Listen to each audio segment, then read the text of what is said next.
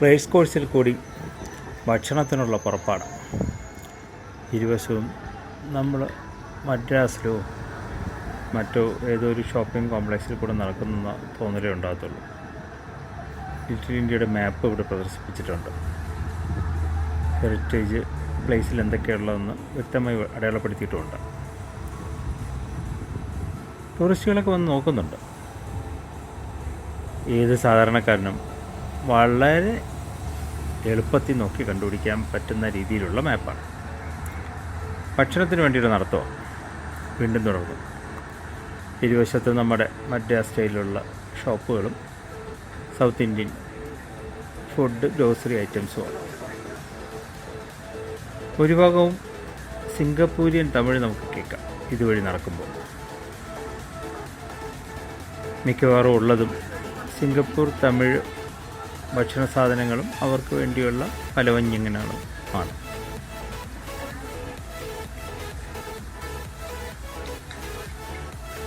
തദ്ദേശവാസികളായിട്ടുള്ള Singapore Tamil ആൾക്കാർ അവിടെ വന്ന് സാധനങ്ങൾ മേടിക്കുന്നുണ്ട്. ഞാൻ പോകുന്നത് സാധാരണക്കാർ ഭക്ഷണം കഴിക്കുന്ന ഫുഡ് കോർട്ടെന്ന് പറയപ്പെടാവുന്ന കുറേ കടകളും അതിനോടൊപ്പം ഉള്ള ഫ്രൂട്ട്സും വെജിറ്റബിൾസും വിൽക്കുന്ന ഒരു സ്ഥലത്തേക്കാണ്.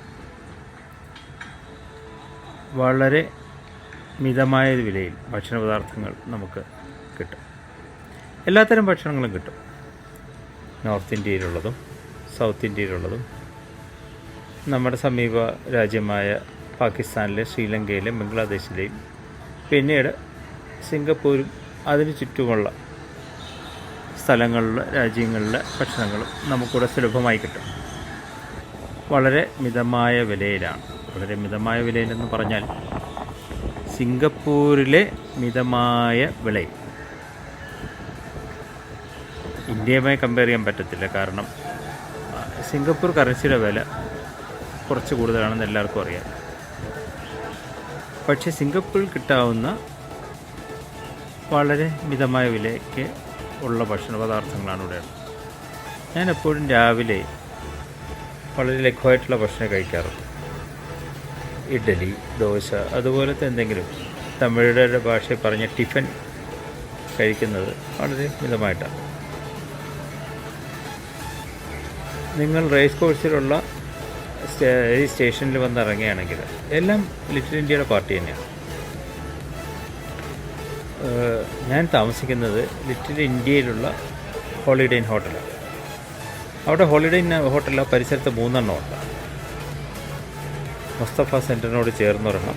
ഞാൻ അതിന് തൊട്ടടുത്തുള്ള ലിറ്റിൽ ഇന്ത്യ ബ്രാഞ്ച് എന്നറിയപ്പെടുന്ന ഹോളിഡേ ഇൻ ഹോട്ടലിലാണ് താമസം.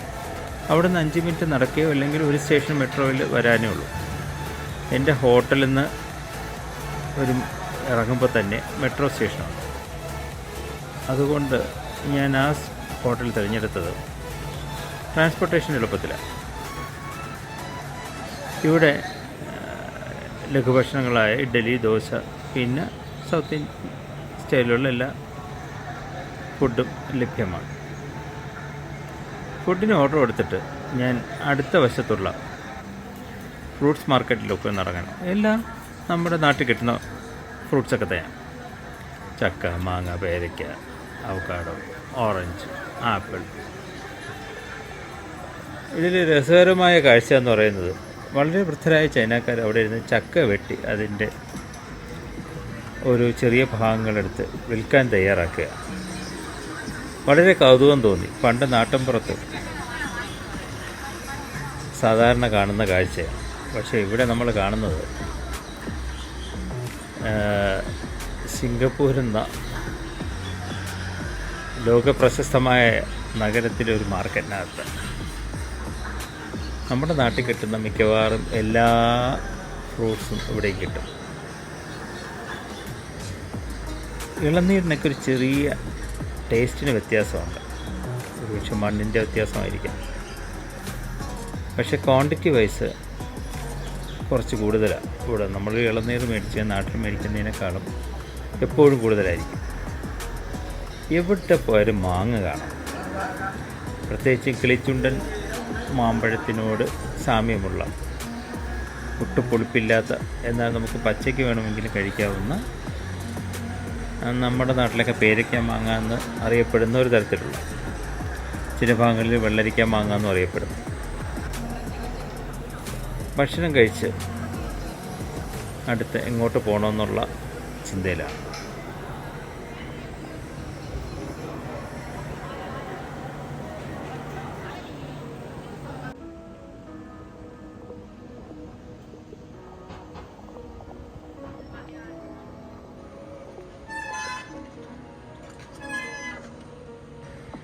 ഭക്ഷണം കഴിഞ്ഞ് സ്ക്വയർ മാളിലേക്ക് പോകാമെന്ന് ആദ്യം തീരുമാനിച്ചു. സ്ക്വയർ മാൾ വരെ നടന്നു പോവുകയും ചെയ്തു. പിന്നെ തീരുമാനിച്ചത് രാവിലെ സ്ക്വയർ മാളിൽ പോയി എന്ത് ചെയ്യാൻ, ഇതേ നടത്തം വാട്ടർ ഫ്രണ്ടിലോട്ടാക്കിയാലോ. അങ്ങനെ പോകാൻ തീരുമാനിച്ചു.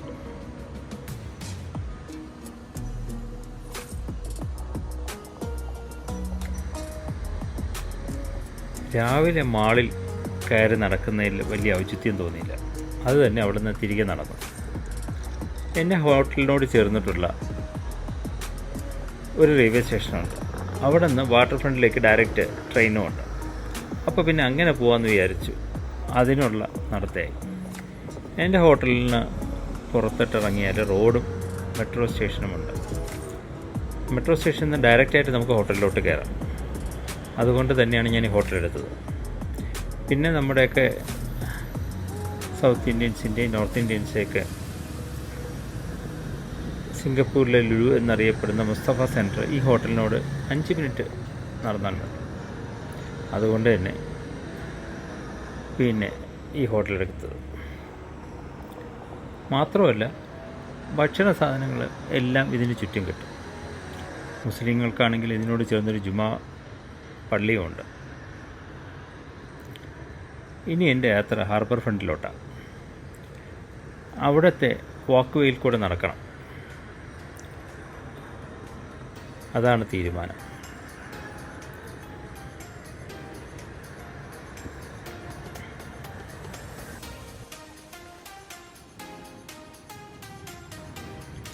വാട്ടർ ഫ്രണ്ടിലെത്തി പഴയ ബ്രിട്ടീഷുകാരുടെ കാലത്തുണ്ടാക്കിയ വാക്കുവേയിൽ കൂടി നടത്തം തുടങ്ങി. ഫിനാൻഷ്യൽ ഡിസ്ട്രിക്റ്റ് എന്നറിയപ്പെടുന്ന ഈ പ്രദേശത്ത് ഇത് പഴയ ബ്രിട്ടീഷുകാരുടെ കാലം തൊട്ടുള്ള ഭാഗമാണ്. ഞാൻ പണ്ട് വരുമ്പോൾ ഇത് നമ്മുടെ പുതിയ വാട്ടർ ബേയും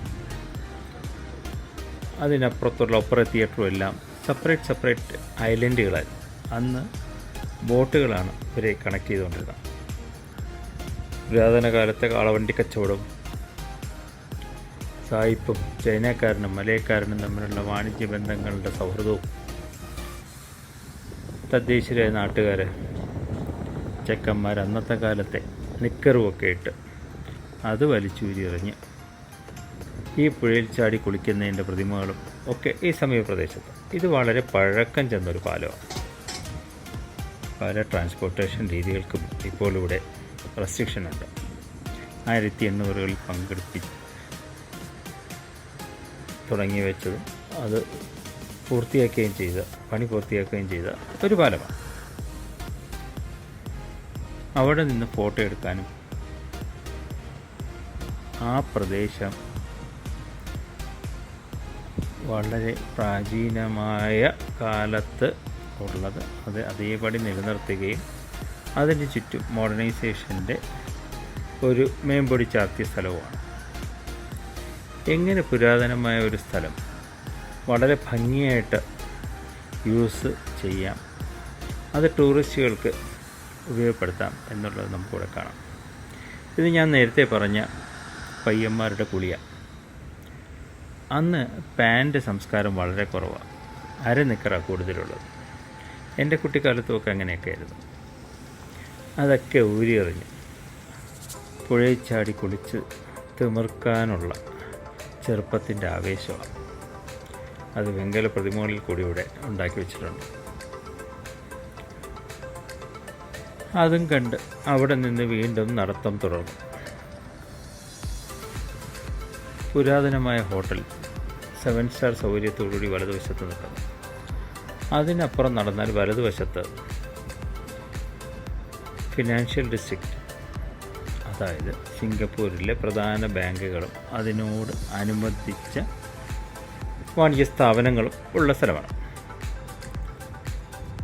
അതിനിടതുവശത്തോട്ട് പോയാൽ സിംഗപ്പൂരിലെ പകുതി സിംഹത്തിൻ്റെ തലയും മത്സ്യത്തിൻ്റെ ഉടലുമായിട്ടുള്ള മെർലിൻ ഉണ്ട്. സിംഗപ്പൂർ എന്ന് പറയുമ്പോൾ എല്ലാവരുടെയും മനസ്സിൽ വരുന്നൊരു പിക്ചറും അതായിരിക്കും.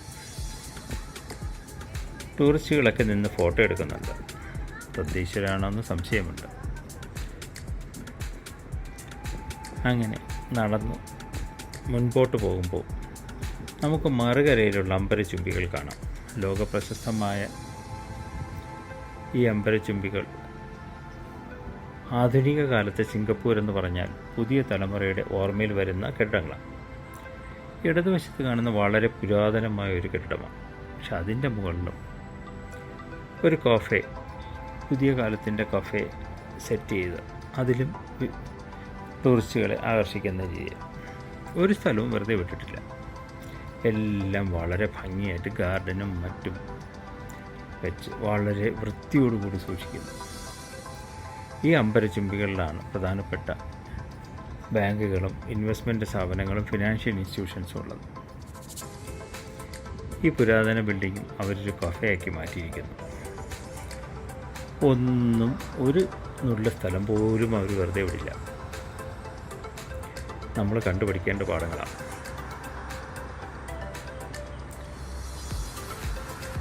എൻ്റെ ഉദ്ദേശം ഇടതുവശത്ത് മെർലിൻ പ്രതിമയിരിക്കുന്ന ഭാഗത്തോട്ട് നടക്കുക എന്നുള്ളതാണ്.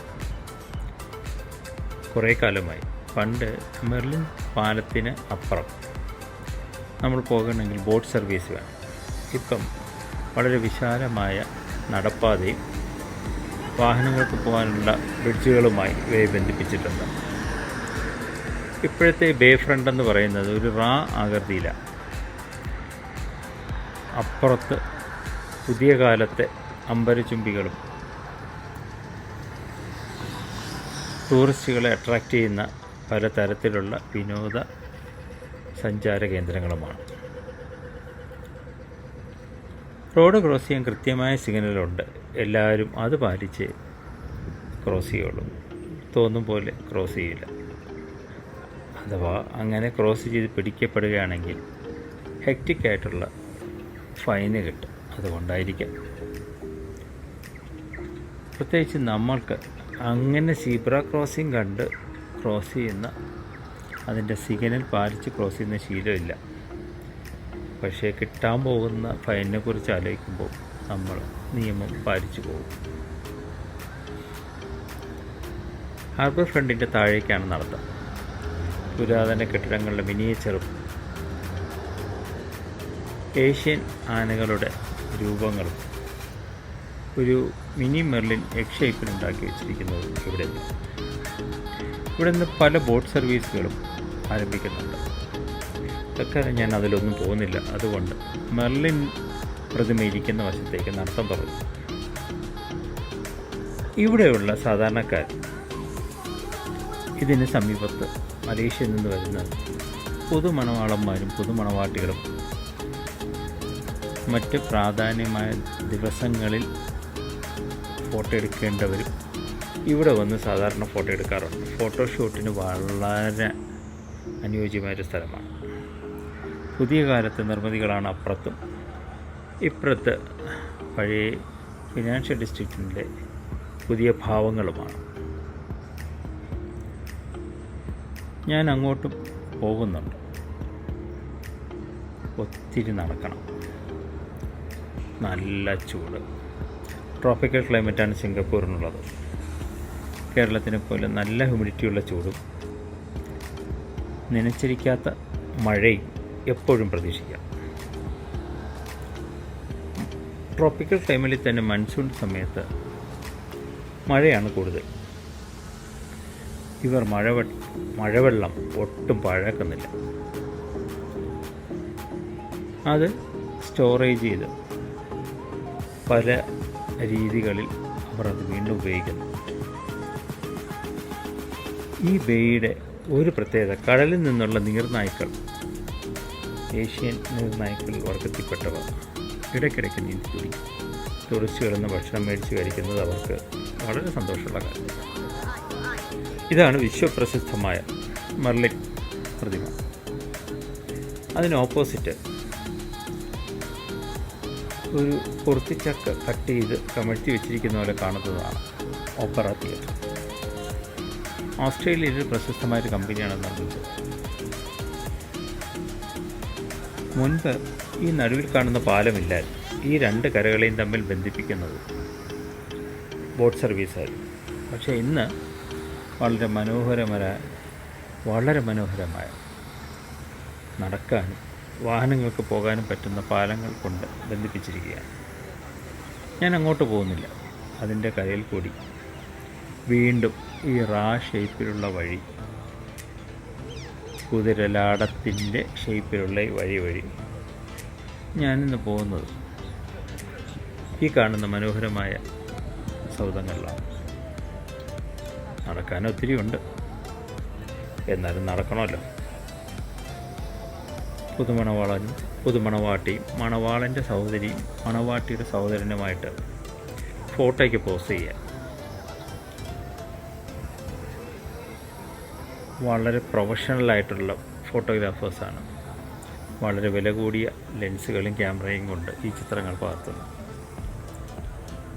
കൃത്യമായി ലൈറ്റ് എങ്ങനെ ഉപയോഗിക്കണമെന്ന് വളരെ നന്നായിട്ടറിയാവുന്നവരും ഫോട്ടോഗ്രാഫിയിൽ നമ്മളെക്കാൾ കൂടുതൽ താല്പര്യവും അത് ഭംഗിയായി ഉപയോഗിക്കുകയും ചെയ്യുന്നവരാണ് സിംഗപ്പൂർ, മലേഷ്യ, ഫാർ ഈസ്റ്റിലുള്ളവർ. പൊതുവെ ഫോട്ടോ ഇല്ലാതെ അത് ഭംഗിയായി പകർത്താതെ അവർക്ക് ഭൂരിഭാഗം ചെറുപ്പക്കാർക്കും മറ്റൊരു വിനോദമുണ്ട്.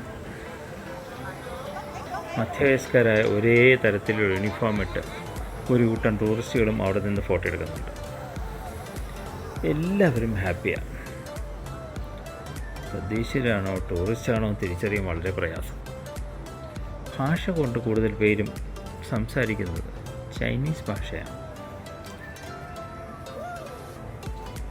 അതുകൊണ്ട് ഒരുപക്ഷെ അവർ ചൈനയിൽ നിന്ന് വന്നതാകാം എന്ന് ഞാൻ വിചാരിച്ചു. ടൂറിസ്റ്റുകൾ വന്ന് നിറയുകയാണ്. പല ഭാഗത്തു നിന്നും പല ടൂർ കമ്പനികളും ആൾക്കാരെ കൊണ്ട് അവിടെ വിടുകയാണ്. രാവിലെ തുടങ്ങിയ നടത്ത ഉച്ച വിശ്രമത്തിന് ശേഷം ഞാൻ ഇത് ഏകദേശം വൈകുന്നേരം ഒരു 4 മണിയോട് അടുപ്പമുള്ള സമയത്ത് നല്ല ചൂടാണ്. ഇടയ്ക്കൊരു വിശ്രമമൊക്കെ കഴിഞ്ഞിട്ട് വീണ്ടും നടക്കാൻ തുടങ്ങി. കുറച്ച് ദൂരം നിന്ന് നോക്കുമ്പോൾ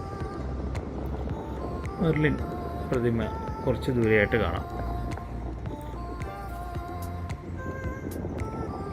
ആൾക്കാർ അതിന് ചുറ്റുമുള്ള കെട്ടിടങ്ങളിലും ഇവിടുത്തെ പ്രശസ്തമായ ബാങ്കുകളും മറ്റുമൊക്കെ പകർത്തിയെടുക്കുകയാണ്. ഞാനും അതുതന്നെ ചെയ്തു. ഞാൻ പോയ സമയത്ത് രാജ്യത്തിൻ്റെ നാഷണൽ ഡേ ആണ്. അതുകൊണ്ട് ബേക്കകത്ത് കെട്ടിപ്പൊക്കിയ വലിയൊരു സ്റ്റേഡിയമുണ്ട്. അവിടെ രാത്രി ഒരു സംഗീത കച്ചേരി നടക്കുകയാണ്. എനിക്ക് അത് നോക്കി നിൽക്കാൻ സമയമില്ല. അതുകൊണ്ട് തന്നെ ഞാൻ നടത്തുക. നീർനായ്ക്കൾ ടൂറിസ്റ്റുകൾ കൊടുത്തുന്ന ഭക്ഷണം ആസ്വദിക്കുക. അവർക്ക് ഭക്ഷണം കൊടുത്ത് അവരെ നോക്കിക്കൊണ്ടിരിക്കാൻ കുറച്ച് ടൂറിസ്റ്റുകൾ. രണ്ടുപേരും അവരവരുടെ ഭാഗം നന്നായി എൻജോയ് ചെയ്യുന്നു. ഇങ്ങനെ ഫീഡ് ചെയ്യരുതെന്നാണ് നിയമപ്രകാരമുള്ള മുന്നറിയിപ്പ്. അതിൻ്റെ ഒരു പങ്ക് കിട്ടുമെന്ന് അറിയാൻ വേണ്ടി ഒരു കാക്കയും വന്നിരിപ്പുണ്ട്. രാവെന്നോ പകലെന്നോ രാത്രിയെന്നോ ഇല്ലാതെ അവരവരുടെ ജോലി സമയവുമായി ബന്ധപ്പെട്ട് എക്സർസൈസ് ചെയ്യുന്നവരാണ് കൂടുതലും. ഞാനിപ്പം നടന്ന് അതിന് എതിർവശത്തുള്ള ഭാഗത്തിൽ